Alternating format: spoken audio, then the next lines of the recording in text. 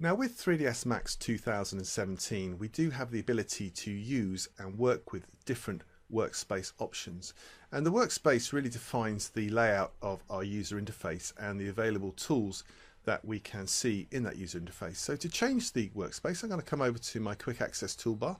and I'm going to drop down my workspace list. At the moment I'm working in the default option. I'm going to drop this down and I'm going to choose a design standard workspace option, and as I click on there, 3ds Max sets about changing the whole user interface and bringing up tools which are specifically designed for working with that particular area of visualization. So now it's kind of more design visualization based centric, and I have toolbars and tools available to me which may provide me with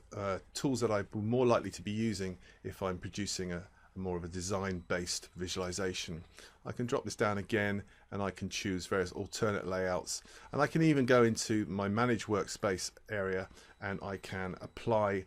my own workspace, so I can set up my own menus, I can drag in my own toolbars, and I can save that workspace there, give it a name, and then I can always restore that workspace if I need to. I'm just going to close that down and I'm going to go back and reassign the default workspace, because this is the workspace that I'm going to be working in for the rest of this course. So in time